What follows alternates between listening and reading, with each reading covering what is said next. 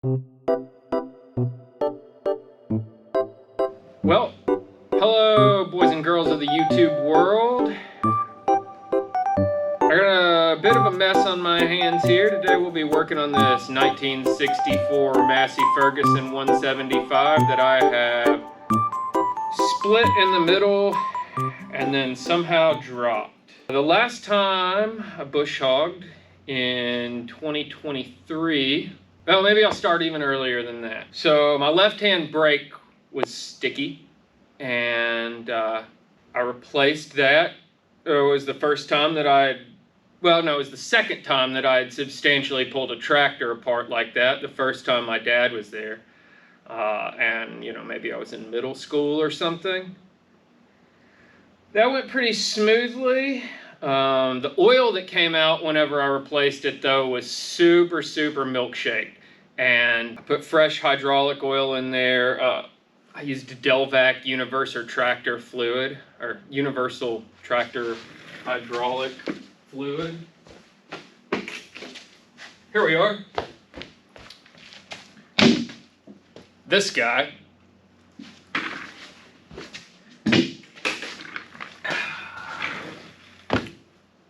So the final time that I bush hogged in 2023 would have been right after I put the brakes together. I bush hogged and it was great. Everything was working fine, and then I decided I was gonna, fool around on the levee by our pond because the brakes were better than ever.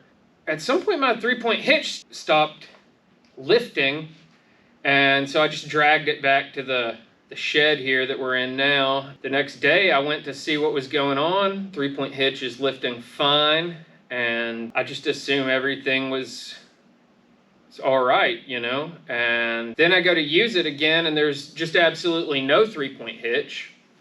And so I'm like, yeah, there's definitely something wrong.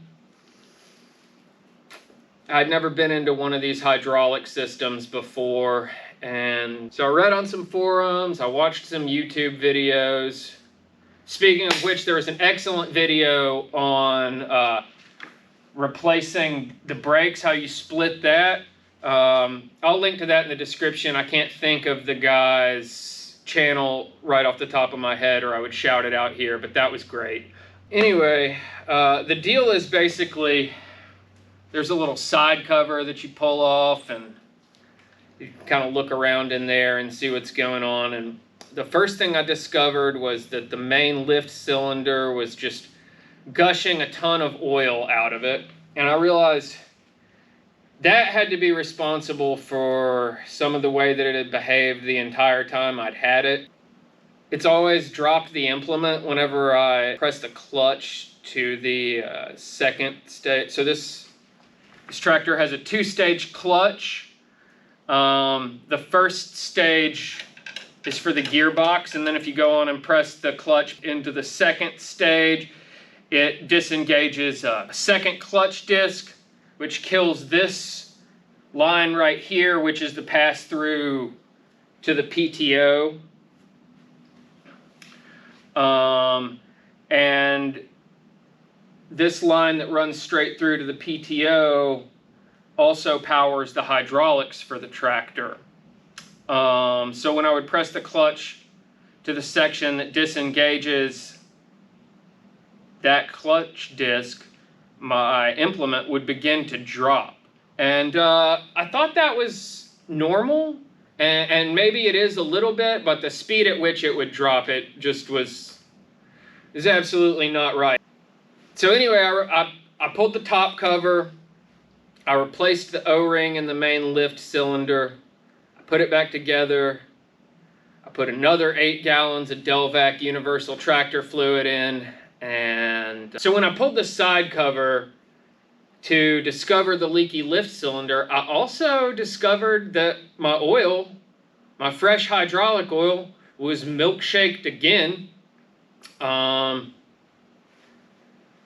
I pulled the top cover, I replaced that seal, I put it back together, and I had absolutely zero hydraulics, no fluid coming up through the standpipe.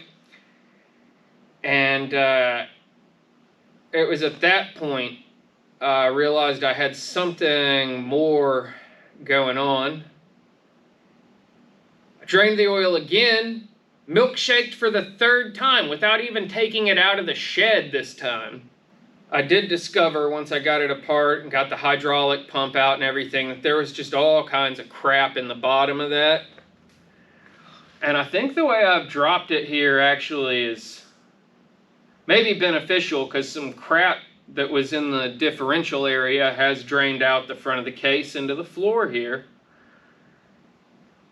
I'm not real sure how I dropped it. To be honest, it was on this jack whenever I left town a month ago, and it had this jack stand just right there as backup. Whenever I got home to start this process back up, it was sitting on the jack stand. This had collapsed, you know, and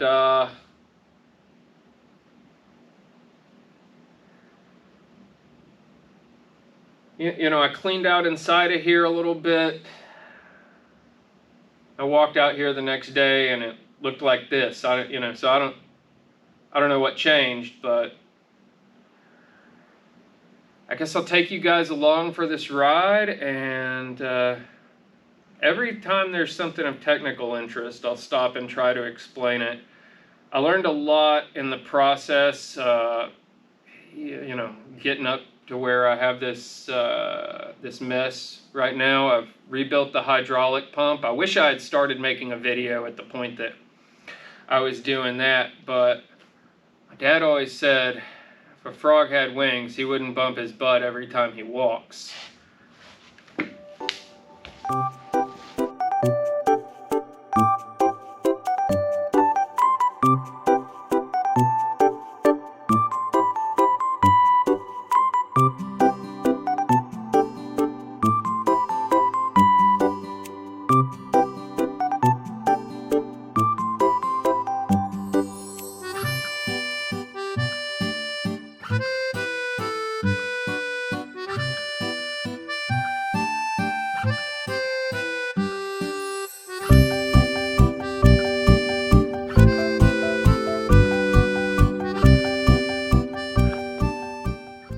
This is a Lisle Tool Carbide scraper. It's available at like Advance, I think. I'm pretty sure I got it at Advance, but it's available over the counter and it's nice. There are no burrs to the carbide surface or anything. I don't have the part number.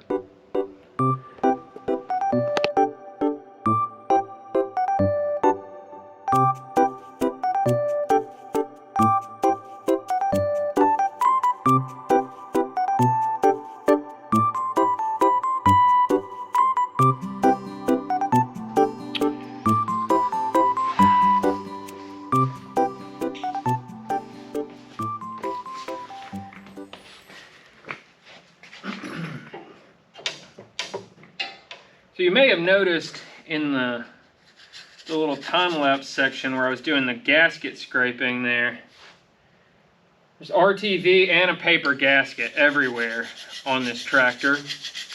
I'll tell you, when they made this tractor, RTV wasn't a thing, so that indicates to me 100% someone has been in here before, right? Start looking at that. I'll look at the, we used the serial number from this plate to date a Massey Ferguson 100 series tractor. This serial number comes back to 1964. That would have been some of the earliest production of this tractor.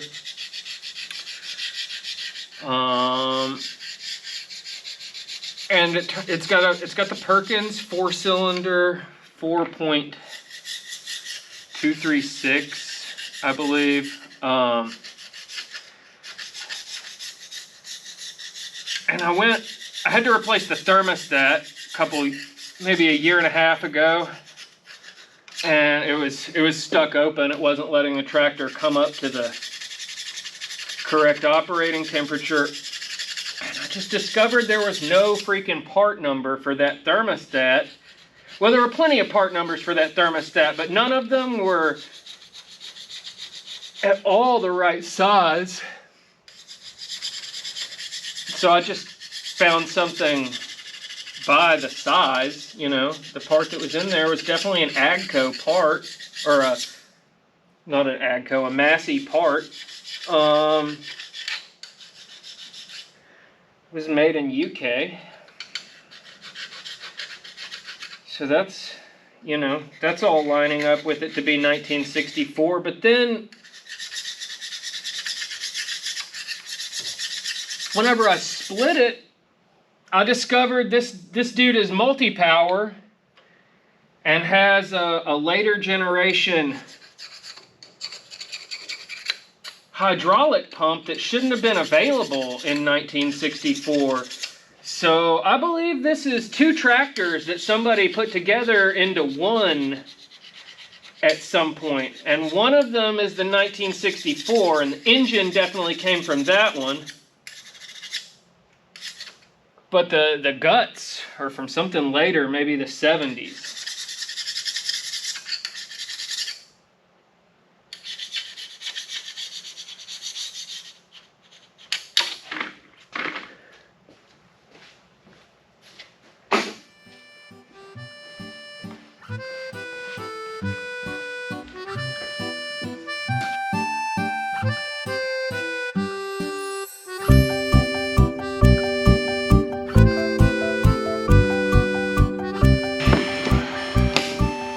So that RTV that I've been cleaning off of everything, I found it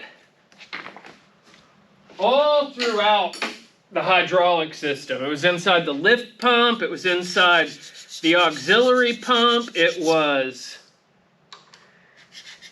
maybe what caused the problem inside my control valve, but I'm not super sure about that. I mean, there was basically mud inside this thing, so.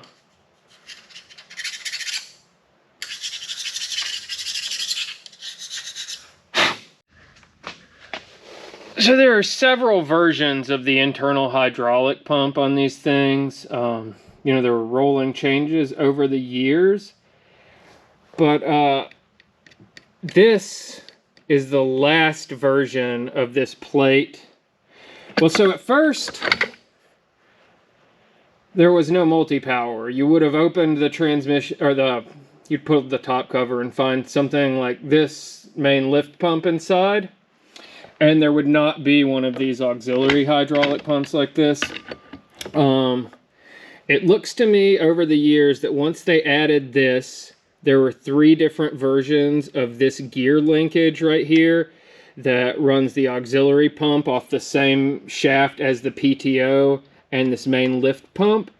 And this is the 3rd version of that linkage right here. This plate that just, it can actually just slip on and off. And so that's what leads me to believe that a lot of this tractor is not actually from 1964.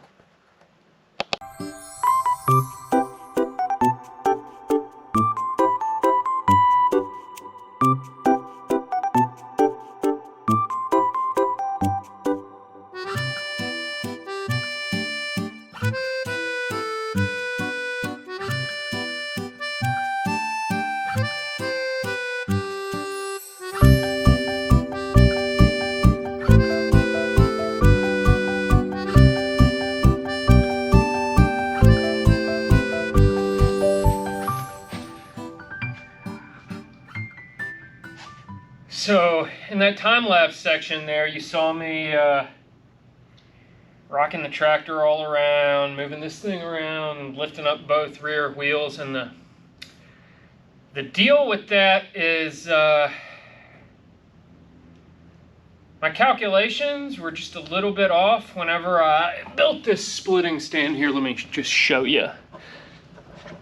This splitting stand right here. It's kind of makeshift deal, but pretty good. We used some all thread and some 4x4s and a couple of furniture dollies, and the front is good to go. But what I discovered was that it's actually a little bit above level here, sloping off toward the front. So to get this flange perpendicular with that flange as it slid apart, I had to put a couple of 2x6 shims under the rear tires. And I've just put this guy back in place here, holding it for security because I don't want to do all that stuff again. I thought I would try to avoid getting ahead of myself and putting this back in the tractor where you couldn't see anything directly, and thought I would talk about the internal hydraulic system on the tractor for a little while. So this is the main hydraulic lift pump. We'll talk about what it does and how it works in just a minute. And this is the auxiliary hydraulic pump. It runs the remotes and the Multipower system. This is the gear drive that runs this, allows it to run off the same shaft input as the main pump. So the way that this thing works is pretty neat. This shaft, it runs from the PTO clutch output. Well, so here we go. The PTO clutch output goes into here, which is like a coupler, and then that slides onto this back end. There will be another coupler that slides onto this end that actually runs the PTO. So the PTO runs straight through the middle of this hydraulic pump. Let's see, can we see it? Let me get you in closer here. So there are cam lobes. Like this is a camshaft I'm twisting right now, right? And there are cam lobes inside of here. Inside of each one of these is a bronze bushing that the cam lobe runs on, right? And here you can see there's a cylinder right here. And this contains a valve that is spring-loaded shut, and this thing is submerged in hydraulic oil whenever it's sitting in the tractor. This port is constantly submerged, and so there's constant supply of oil here. When this piston slides out of the chamber, it sucks oil through a valve in the bottom into the chamber, and then compresses it until it forces the other side of the valve open right here. So right here you can see that spring layout inside the valve. See how this bottom valve is pressed down by this spring, and the top valve is held down by this other spring. So whenever we compress the fluid in here, it forces this one to seal as in its natural position, and it forces this one open. Then after the chamber is emptied and the piston begins to slide back out of the chamber, you know, it has an intake stroke which can suck this little valve open. So that's kind of neat. So that's how it pressurizes the oil. And we see there are 4 cylinders pressurizing the oil on this thing. Whenever it pressurizes the oil, either it bypasses through the pressure relief valve, it bypasses through the control valve, or it comes out of this port right here. This lever actuates the control valve, which is down here in the bottom of the pump. You can see this extending the shaft that works the control valve. That's like actually a spool valve that's up inside of here. I think the pump just pumps bypass back into the body through the control valve whenever it's not actuated. If it's actuated but overloaded, it bypasses through here. And if it's actuated but not overloaded, it sends pressure through here.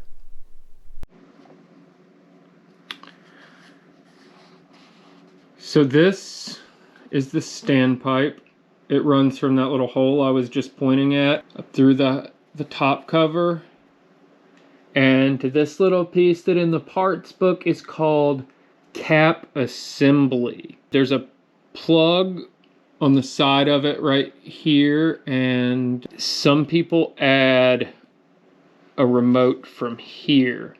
Now the limitation of adding a remote from here is that when you don't have your pump set in the constant pump position, or when you're using your 3-point hitch, sometimes you don't have power to this port. It'll be directed over to the other one, or it's just not as good a solution as having a separate pump. Right here we're looking at a diagram of the inside of an early style lift cylinder. Pressure runs from that cover that I was just showing you into this and actuates this cylinder, which presses this rod and rocks these levers. An interesting thing to note is that the one we see here has 3 like piston rings. So this would be the earlier version. The later, it was superseded by a part that has 1 piston ring below and an O-ring above. I have the later version in my tractor. So pretty much all the pumps, all the main lift pumps look basically like this. They're gonna all have this configuration with the cylinders and the cam and everything. There were some changes over the years. When you take these off, there's, you know, like a bolt hole pattern on both sides of them, and that changed some over the years.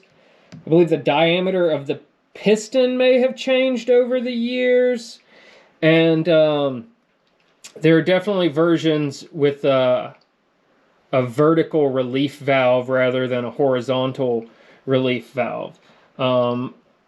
But the earliest ones, whenever you opened it up, you would just have this pump inside.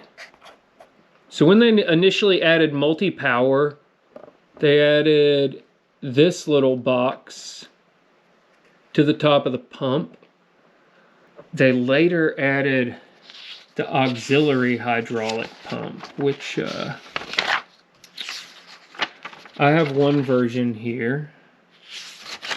There were a couple of versions. So the next version of the sort of auxiliary hydraulic system is they added this auxiliary pump, which now it will run your Multipower, but it can run remotes without the limitations of your main lift pump trying to run the remotes that we discussed just a second ago. Rather than diverting power from the main lift pump, now we have your PTO shaft or your PTO input, I don't know, also driving this pump. And we have this mounting bracket that bolts to the top of the main pump. Here's an exploded view of that setup. Let's see here. Okay, so you can see the shape of that plate, right? So this is basically what you're going to see on the third version of the pump that could have come inside of a 175, and I have, I guess it's the Mark III pump, but I think it's like the 4th setup basically that Massey put in tractors. Which, let's see, we'll find it here in the book and then I'll show it to you. There's a nice exploded view. Here it is. See, so we have this whole section right here that can just slip onto this and this guy is bolted to it. We'll take a look at that in real life here. This runs your Multipower.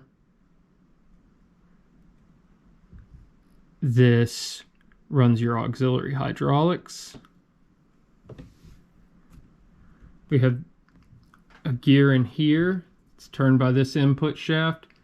It spins this idler gear, which spins the input on the pump. I'm not sure what type of pump these are. I think maybe it's like a vane pump, but you know, I haven't had this one apart.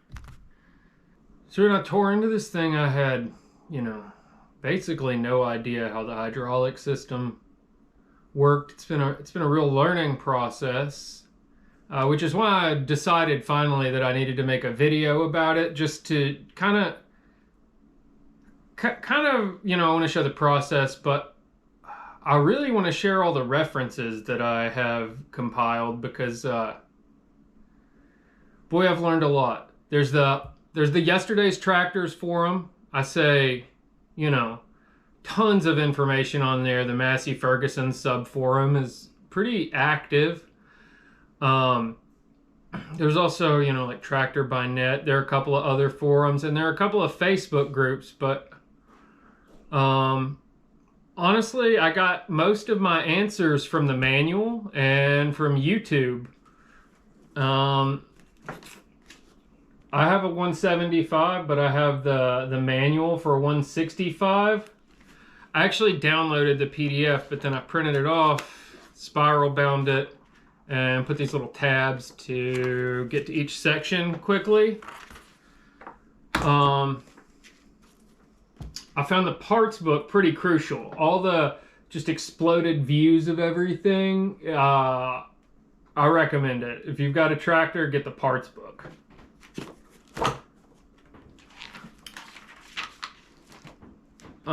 And then I have the Massey Ferguson 175, 180 IT shop and service manual. It's kind of like a Haynes or a Chilton, but it's for tractors. They make them for a lot of different things. It's a great supplement to the factory service manual, because it has all these photos that the factory service manual doesn't have, and then, you know, having a second person explain the process for anything can never hurt. But the YouTube videos that I really wanted to share here are, in my intro, I talked about whenever I did the brakes, there was a super helpful video. That video is Clint Russell, How to Repair or Replacement of Massey Ferguson Brakes. Mine has the dry brakes. He shows how to do the dry brakes. There is a video by Dan Gingell and Rachel Gingell, I hope I said that right, called Massey Ferguson Hydraulic Repair, Easy Step-by-Step Tutorial. And they're working on like a 35 or a 50 or something, but it's very similar, and there's a lot to learn from it. Clarence Fudweasel has a series called The Hydraulic Horrors, where he goes through the whole hydraulic system. He has a video on adjusting the top cover. He has, it's a pretty good series. I watched the whole thing. And then honestly, the best explanation I have found of how these tractors come apart and go back together is Bundy Bear's Shed. He's an Australian guy. He has a playlist or a video series where he takes a Massey Ferguson 135 Multipower all the way apart, every nut and bolt pretty much, and puts it back together. And a lot of that tractor is very similar to mine, and I think it's going to be very similar to any 100 series. You know, this was clutch for me, and I'm going to link to all of those in the description below. On this mounting plate right here, there are these 4 holes, and they just register onto this sort of washer head that these 4 bolts right here have, and that's pretty neat. So this is the intake screen for the main pump. They're readily available and inexpensive. However, This is the intake screen for the auxiliary pump, and they are not readily available, and used they're like $100. I found the bottom of mine just kind of laying there in the bottom of the casting. It was all torn apart, full of RTV, no shocker. I epoxied the bottom back on, cleaned it up, and it's just gonna, it seals with an O-ring and just stays in there with O-ring pressure, slides right into that port in the bottom of that, and is going to be retained also by safety wire. So our pump has a hole in the side here that's just, it's just a hole. It's dead in the end. And then you have a matching hole here on the other side.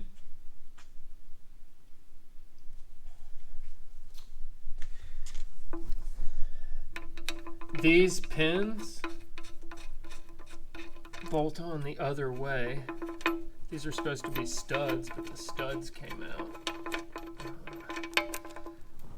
So I'll have to fool with that. But you slip the thing in there, and then you're going to slip this in there, and that will, this fits into those holes on the pump that I just showed you, and that retains the pump in the housing. So we're gonna hit the time lapse. I'm gonna throw it in there.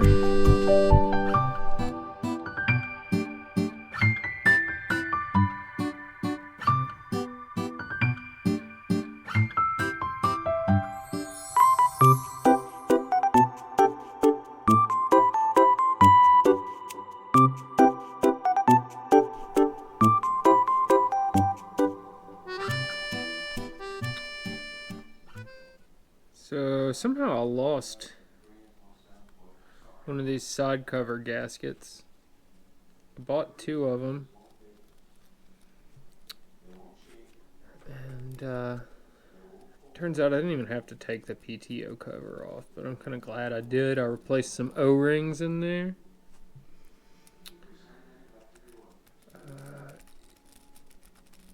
A pretty neat trick is I could just spray paint on my gasket material right here, right now, and mark the outline of the one that I've got here, but I don't really want to do that to my new gasket that I'm intending to use. It's absolutely how I always do it on an old gasket that I don't intend to reuse. If the other side cover gasket had maybe come off in like one piece, I would have probably spray painted. I think tracing's working out alright. This gasket material is, I mean, you can see it's Felpro. I think this came from Advance. Could have come from O'Reilly. I'm not sure. I have some blue gasket material that's a little thicker or something. This seems more supple. I think whatever is pretty fine. Any parts store is going to have something that's perfectly fine for this.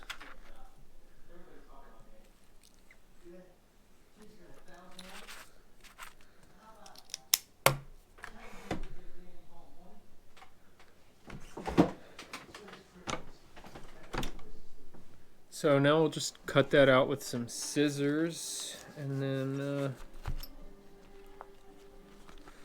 let's see. I bought this set of hollow punches at Harbor Freight for like a couple of bucks, and they're the best for cutting these little holes out. I would not care to do that without these. It'd be super annoying.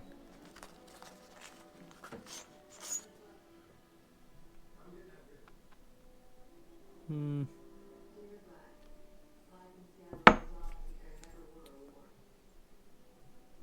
yeah, that's the guy. That's my guy.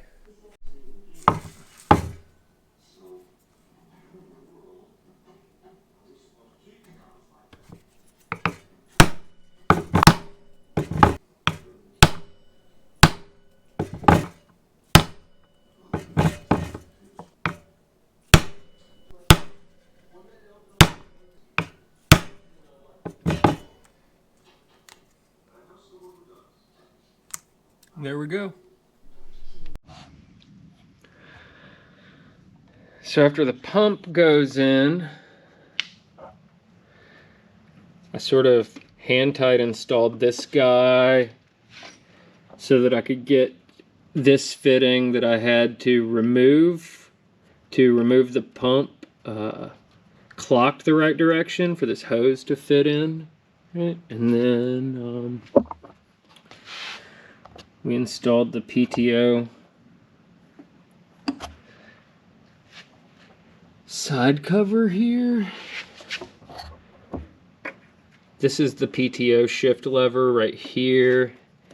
This gear shifts your PTO, right? So you have 3 positions on the Massey Ferguson PTO. You have ground, you have neutral, and you have engine.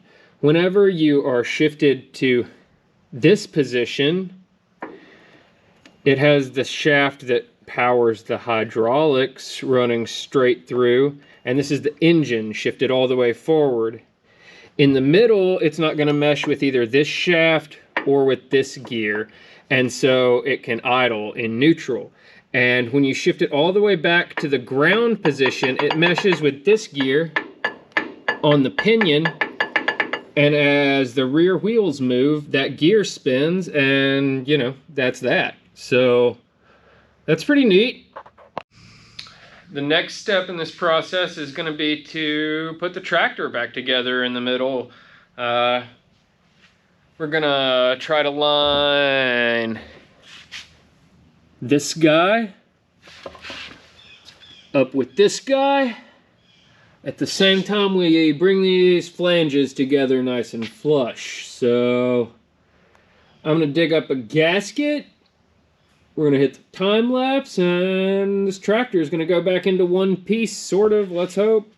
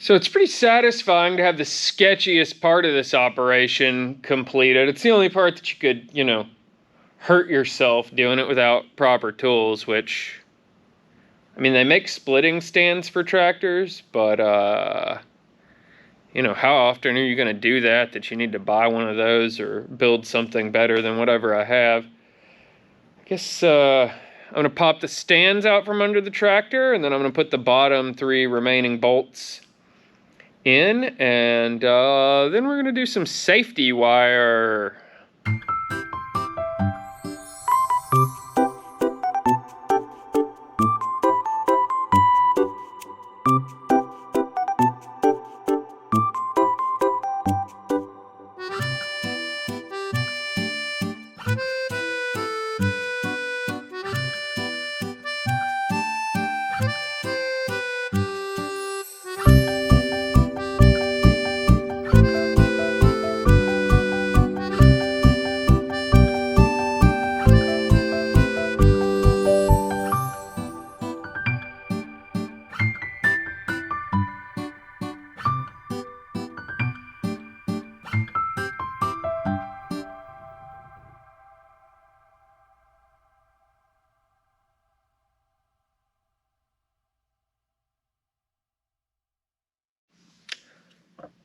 So the hydraulic fitting for the Multipower is basically right underneath my hand right now.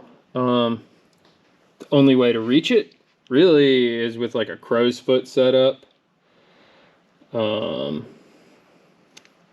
interesting since I'm going from the opposite direction, it's mirrored, so tightening is loosening. Let's see if we can get you in here to see where that bolt is, where that fitting is. Oh yeah, that's perfect. Here we go.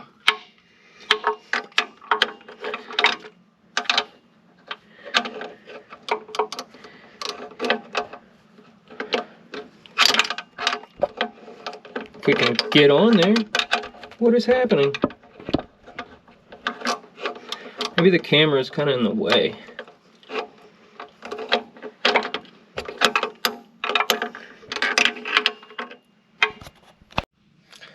Well, I've never done lock wire before, and this is not name brand or anything, but it was just a couple of bucks at Harbor Freight. Apparently, it's available in... there's some places that are like AutoZone for airplane application. This Malin company makes, I guess, is a name brand of safety wire. But I don't think my application is like super crucial, and this is not safety wire. My uncle, who let me borrow some safety wire pliers, brought this with him. This is all he had on hand. He said he thought it might work, but maybe I should get real lock wire. This is as close as I could get to real lock wire over the counter, like today.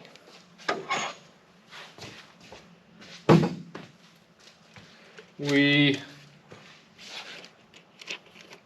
pull more than we need, which I guess should be about 3 times the distance between the bolts. And the guy in the video that I was watching said, pro tip, always hold the piece of wire that you're trimming off, not the end that you're saving.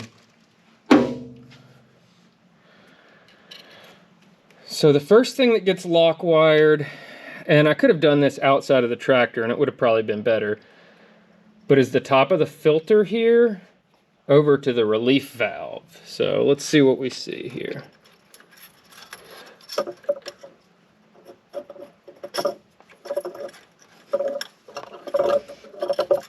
There it goes. Oh yeah, there we go. And so now we feed this until these are about the same length.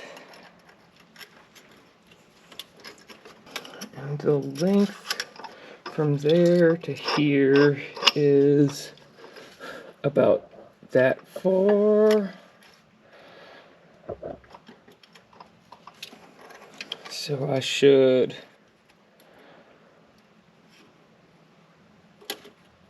clamp about there. And these have a little deal that slides forward here, or slides, yeah, it slides forward. If I can get in here. There we go. It slides back and it locks. Now they're locked. So then you pull it nice and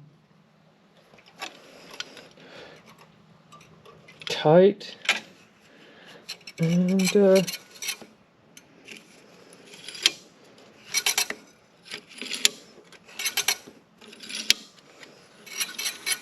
that's pretty neat. I think one more will probably do it. That seems pretty good.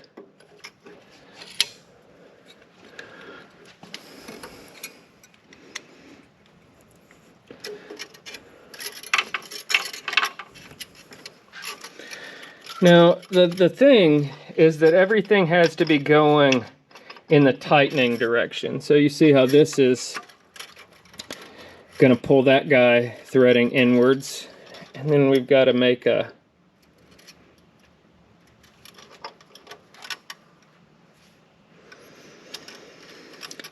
I guess we'll go with this one. It's got a straighter end. I gotta figure out how to get through this guy.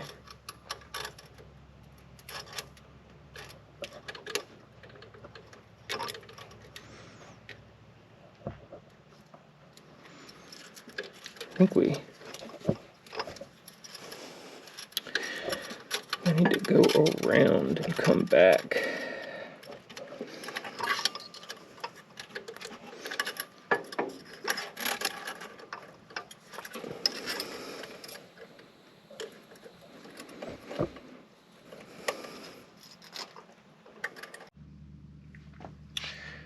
So, I mean, this is not the greatest job with safety wire right here on this one. It turned out that this is not a safety wire nut. I looked at the original one and it didn't have these holes in it at all. I think these are ports or something. Maybe this relief valve is an updated design that blows it off through here or something. I'm not sure, but anyway, I looked at some factory pictures of this and their safety wire job doesn't look too much better than that, so... And it's better than whatever the farmer freaking did before. Now, we're on to the second piece, and I've bent this into kind of like a big circle so that it wanted to flow down in here.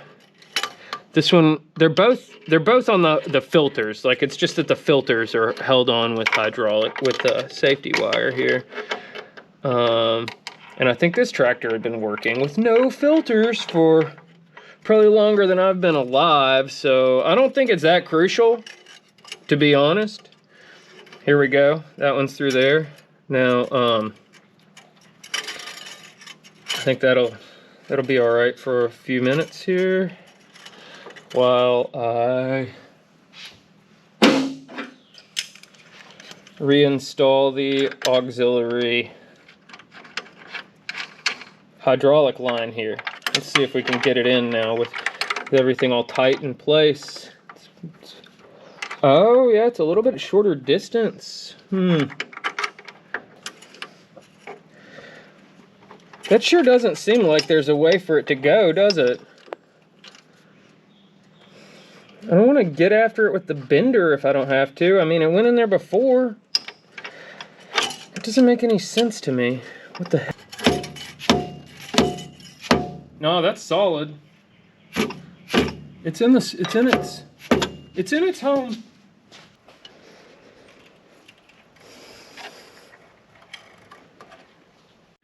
Man, I just really want to film this, but the GoPro won't cooperate. Anyway, I have these 3 Allen bolts out here that I have tight. They hold this guy on there. I think loosening them up is going to give me the play I need here to do this. Let's get the GoPro set back up. It doesn't like some of the places that I tried to put it on this tractor. I need some kind of magnetic base for that. If anybody has any ideas on a magnetic base, I don't know if I should get one of those like dial indicator bases maybe, but I do a fair amount of fooling with something metal whenever I'm trying to make a YouTube video, and so I just wonder if that wouldn't be more convenient than the tripod sometimes. So I hate loosening this up because I just know I'm gonna pinch one of these O-rings, have to pull this freaking whole side cover back off.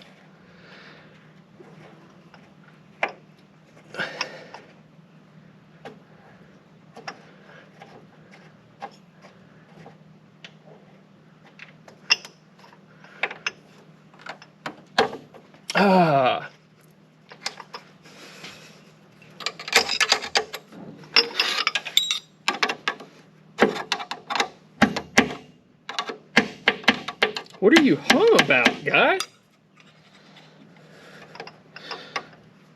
Come on, slide down the wire. There.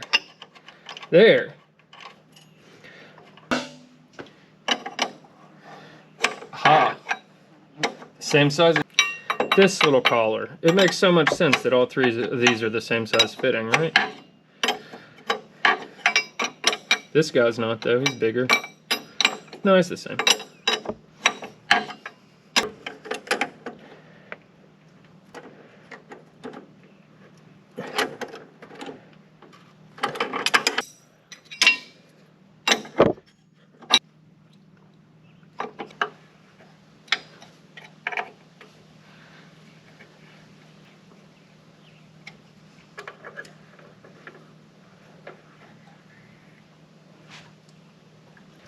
All right, so then I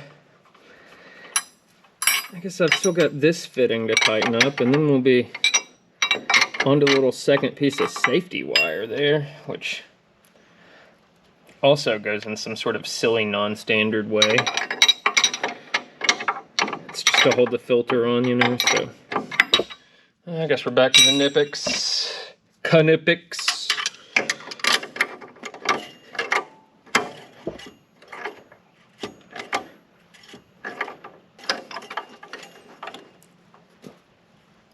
Oh yeah, there we go. I think we'll call that good.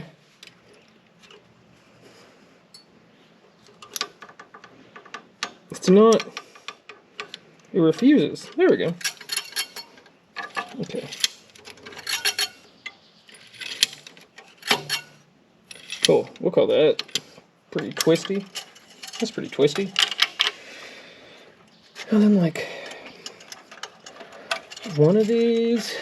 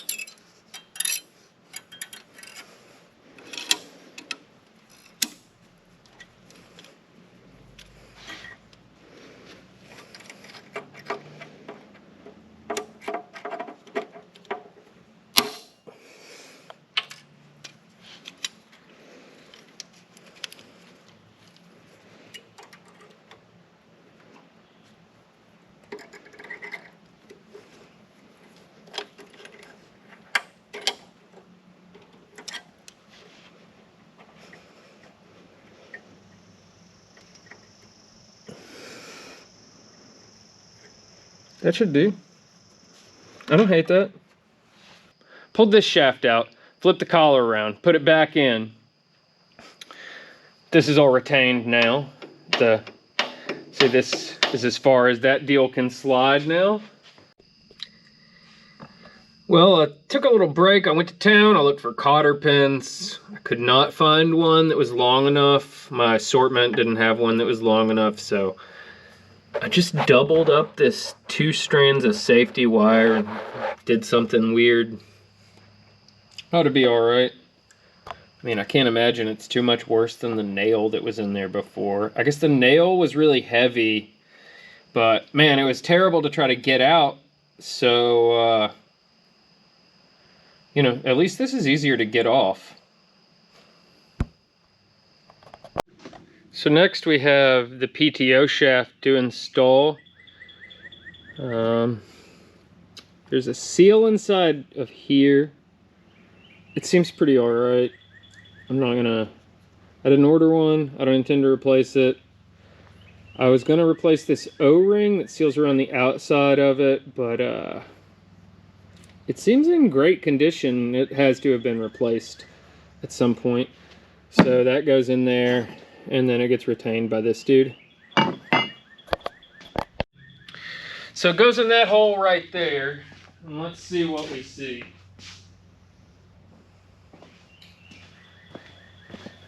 Is it gonna go right in, or is it gonna be sort of a nightmare? I think it'll probably go right in. I don't think it should be terrible. It's got this little tip that's got to be engaged, and it's got these little splines that have got to be engaged, so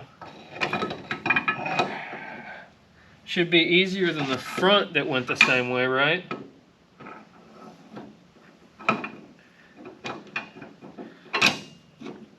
Oh, look at that.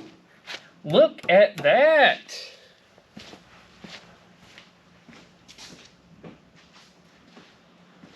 All right, and then this dude just slides in, and O-ring holds him in.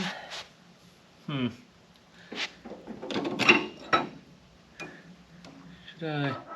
Yeah, the seal fits there. Oh, maybe I should. Oh yeah, that's how I should go in with that guy. And let's straighten that up. I think maybe the PTO has to be shifted to neutral for this to be easy.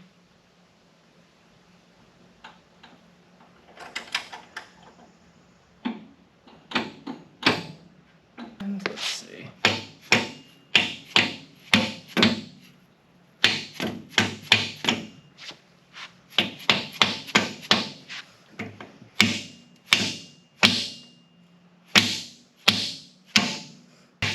I forget what I did to grab this thing to jerk it out against that O-ring.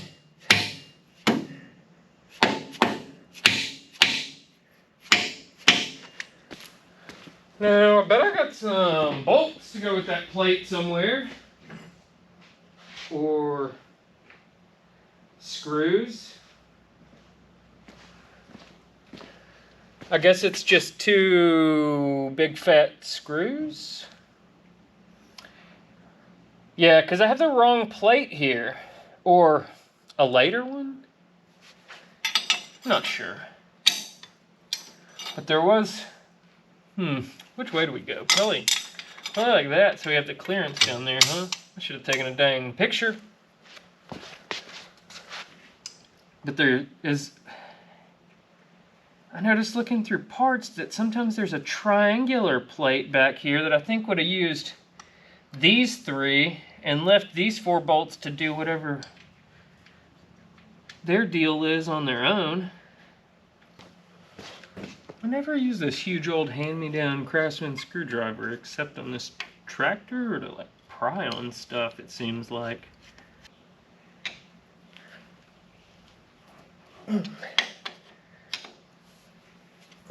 One thing that's pretty cool about these old screwdrivers, and snap-on screwdrivers have a little hex at the top, but these are square, so you can just,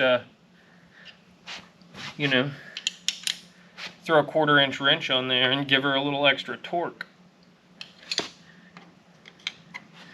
You just hold in with your body weight and turn like you're working a nut. So I got to looking at my lift cover, and I noticed that on the arm that's actuating the lift arms here, there's this little area that's been polished, you know, it's like rubbing something.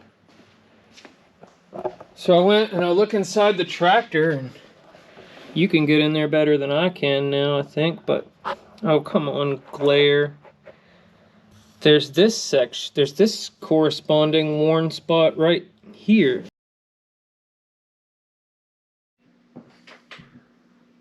So in every video and most forum posts that I can find about adjusting the top cover on the Massey 175 and the whole 100 series, they say that you need some special service tools, and that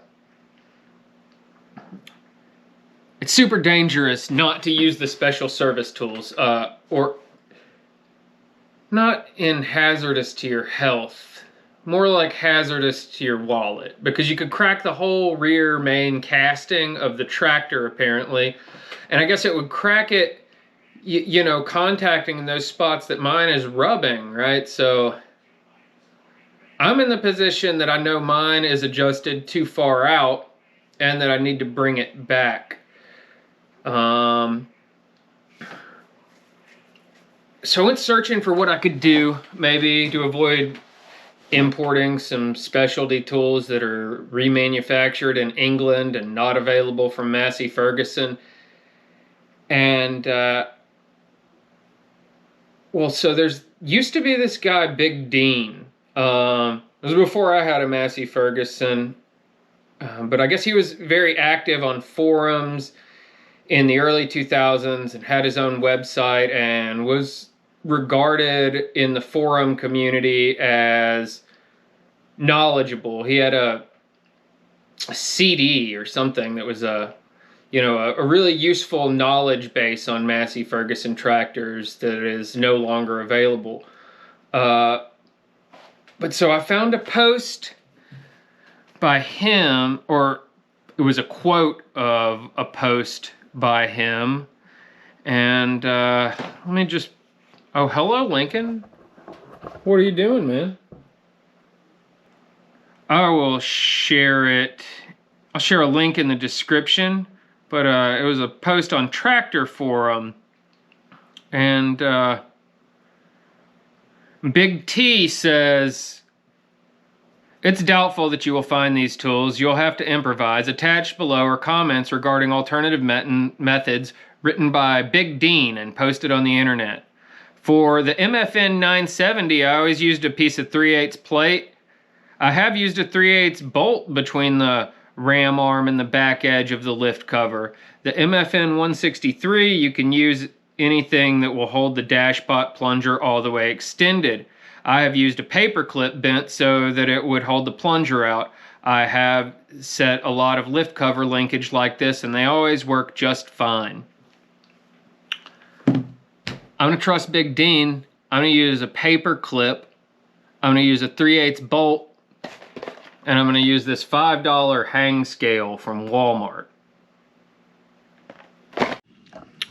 So I've moved the lift cover in a way that it's like hanging off the end so that, well, let's not drop this, right?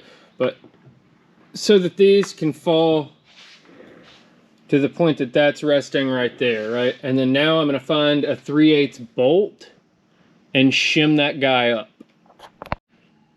I wound up going with a 3/8 Allen wrench, so now I've got that shimmed up, and I actually went with a 3/8 Allen wrench.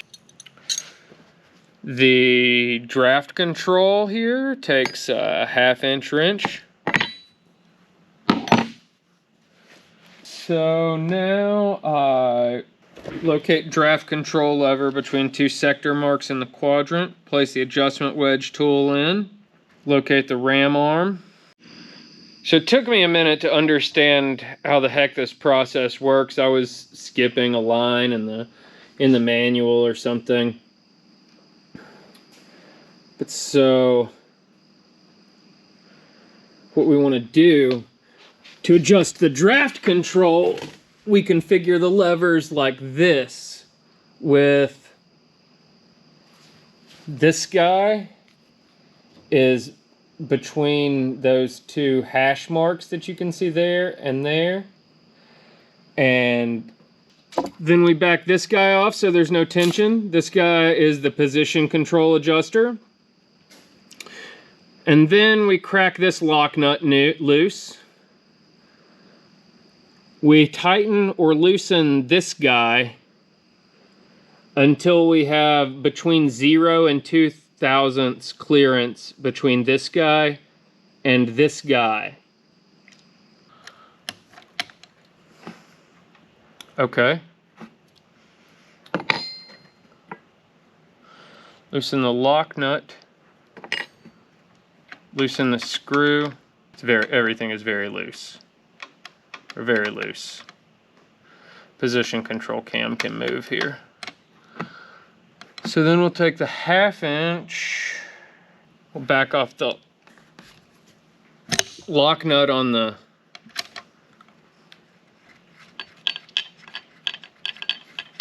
draft control a little bit here.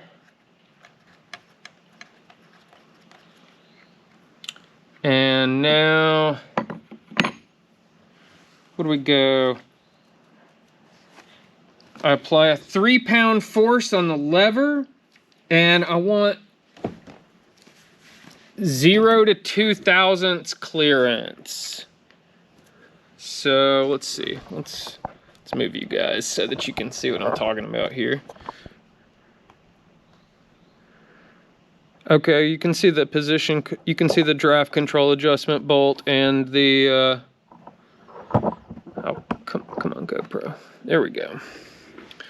So yeah, we can see the draft control adjustment bolt, and we can see this guy. So now The thinnest shim AutoZone had was 6 thousandths, but the set at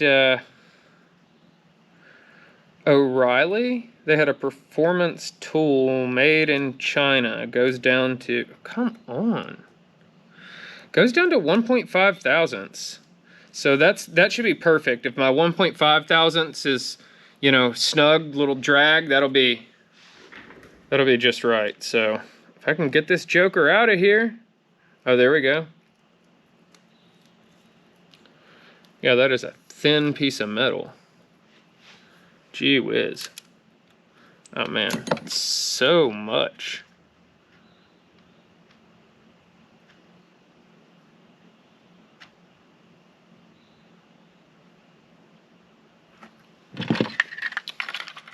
So now I'll take this guy, pull till I see about 3 on the scale here.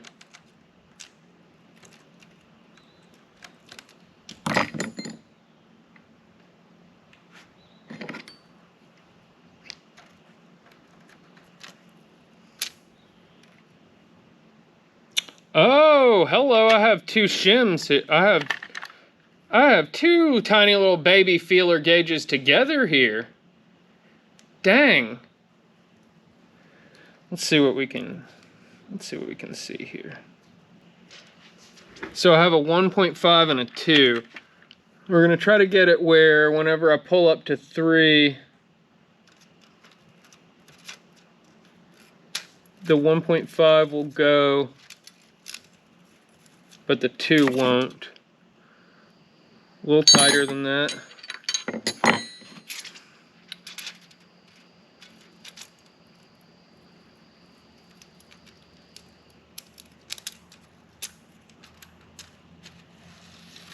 All right, I have the 1.5 in there. I mean, the 2 will kind of go. I think we'll give it just the tiniest little bit and then tighten the lock nut up and see what we see.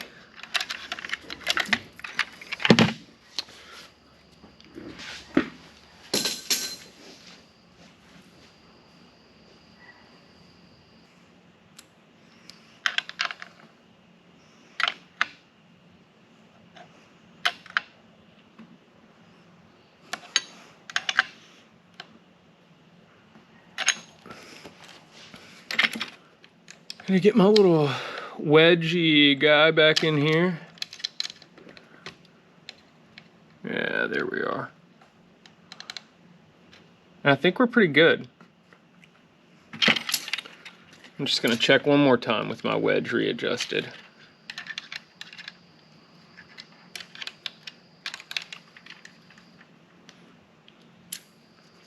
Run 3.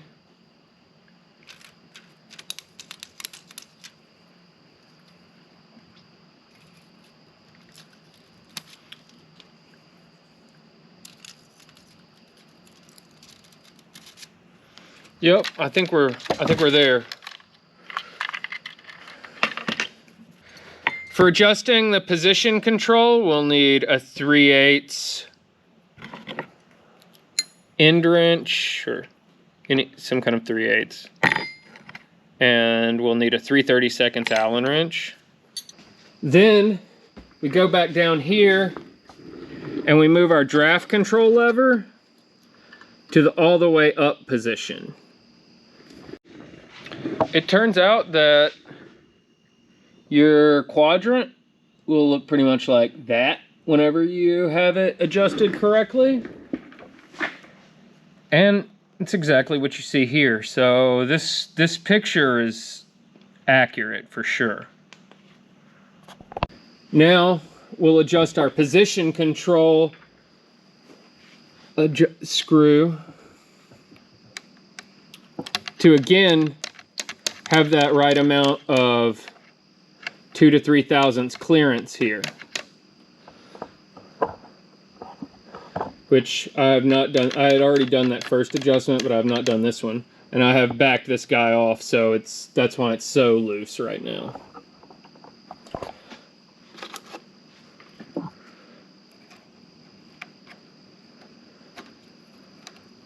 So I just run this guy in a good little bit until we start to feel some tension here. Still not there.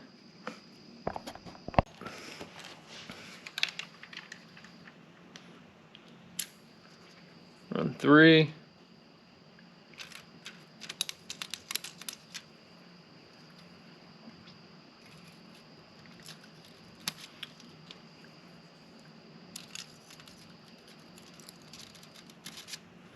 Yep.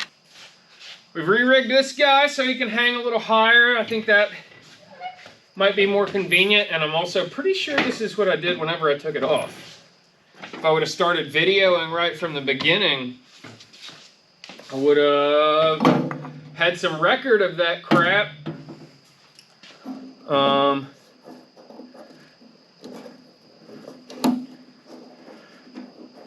Knocking my non-working lights off. Alright, so now we just carefully ease this guy into place. We just need to drop straight into the hole here. We're gonna slow down. We're gonna go down slow until we're about to make contact with anything, anywhere, and then we're gonna adjust a little bit.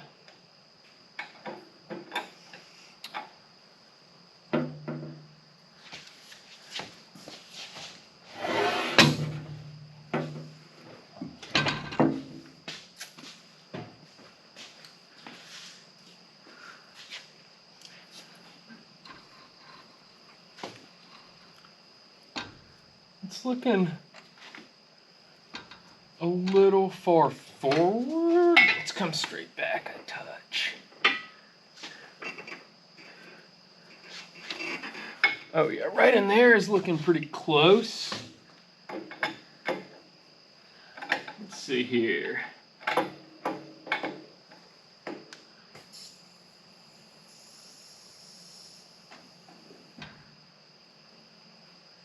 All right, that's pretty close. We're pretty close to there. Let's just take a look and to go back a little. Yeah.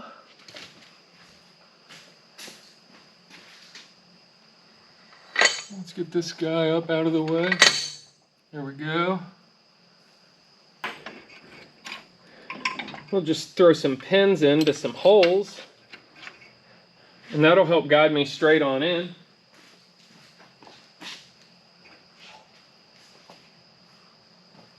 Yeah, except for the part where I walked off with my freaking handle. Why would I even do that? Why would I do that? Seems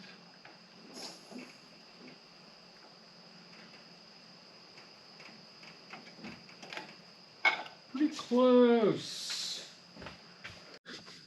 So if you're in here and you have one of these apart, you probably already know this, but the thing that's super crucial that you're trying to be really careful about as you lower that in there is this fits right in between these two arms on the control valve. This lever right here, right? And so you want to be careful to go down very lined up, straight, gently, so that you don't damage one of those arms.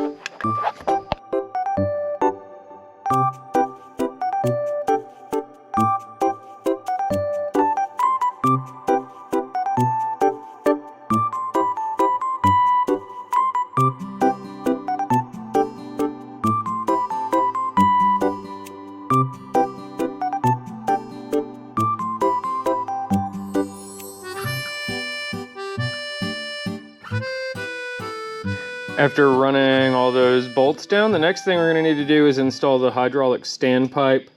It goes from the pump up to the lift cover to provide hydraulic power to everything in it. There's a port in the top of the pump that's directly below this hole. I have to fish around inside the side cover hole by feel. You can't really see it, and get it down in there.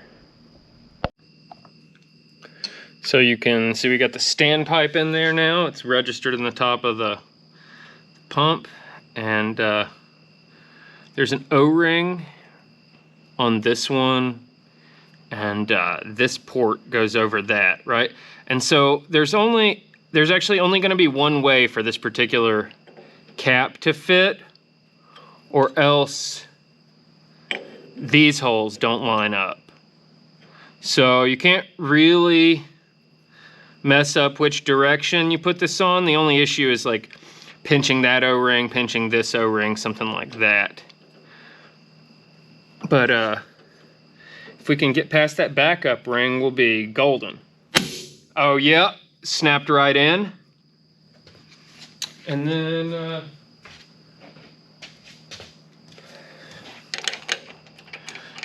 couple of bolts.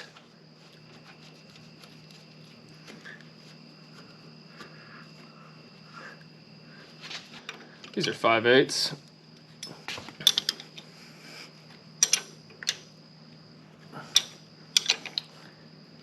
So the next step is installing this little roller into the arm right here that actuates the control valve. And what I came up with here to try to avoid dropping it into the bottom of the thing is to wrap it with a little zip tie. Once I get it installed, it'll be pretty easy to just cut the zip tie right off. I would try to show you guys, but I just really think my hands are going to be totally in the way. I don't know how to get a good shot of this, so I'll bring you back once it's installed. Now that I have the roller installed, I can just trim that zip tie off. The lines to the remote valve that were on there previously had some weird compression fittings in them, and there was like a brazed fitting. So I wound up bending new stainless lines. I would have filmed that process, but I don't have a lot of experience with it, so it's super frustrating to do a job with it that I feel like is acceptable. And I think it turned out all right. I guess we'll find out whether it leaks in a few minutes.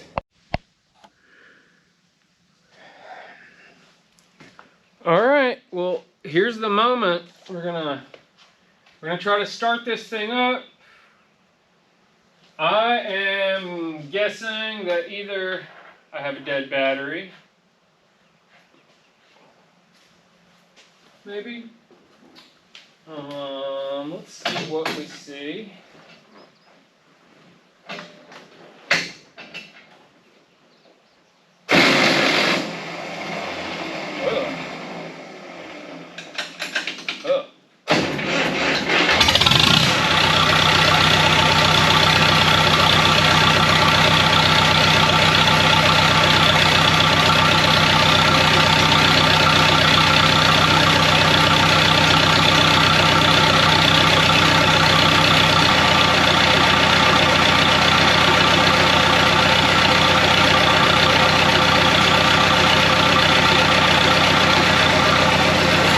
Oh, heck yeah!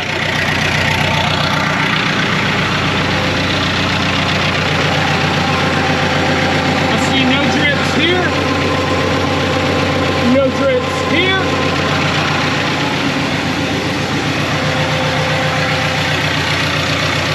And my lift is up. Let's see if we can get you in here on this.